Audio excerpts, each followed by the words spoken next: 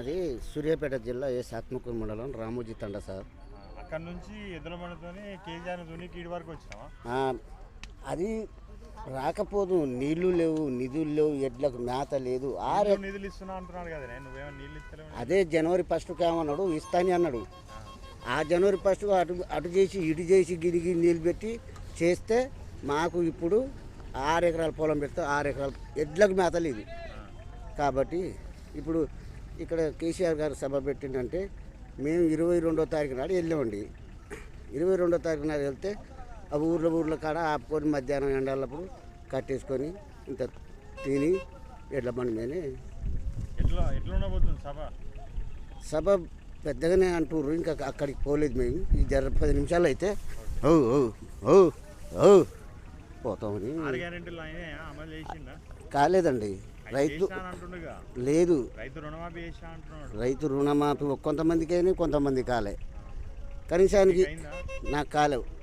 నాకు కాలేదు. 2 ఎకరాలు ఉంది నాకు. మా వాళ్ళ మీద పేరు మీద 2 ఎకరాలు ఉంది, అవి కాలేదు. ఇట్లా చాలా మంది ఆగినాయి. కాబట్టి మేము ఇప్పుడు సభకు ఎడ్ల బండితో పింఛన్ లేదు.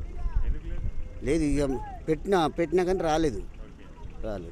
కేసీఆర్ ఉంటే 2000 పింఛనే, నేను వస్తే 4000 పింఛన్ చేస్తా అన్నాడు కదా. ఆ 4000 అదే కేసీఆర్ ఇచ్చే పింఛనే ఇస్తుండే ఆయన. ఇప్పుడు ఇంకా పెంచలేగా. సంవత్సరంలో ఎట్లుంది పాలన? అప్పుడు బాగుంది, ఇప్పుడు బాగలేదండి. ఎందుకు బాగలేదు? అసలు రైతుని గురించి అసలు పట్టించుకోవట్లే, ఏమైనా పట్టించుకోవట్లే. రైతు ప్రభుత్వం అంటుంది కదా ఇది. రైతు అనుకుని ఇంతకుముందు కేసీఆర్ 9 సంవత్సరాలు 10 సంవత్సరాలు చేసినప్పుడు మాకు మంచిగా ఉండే. ఇప్పుడు అసలు మాకు తినడానికి కూడా గింజలు లేకుండా బ్రహ్మాండంగా ఉందండి. అప్పుడు ఉన్నది చెప్పుకోవాలి. ఇప్పుడు ఏం లేదు, ఏది వేస్ట్.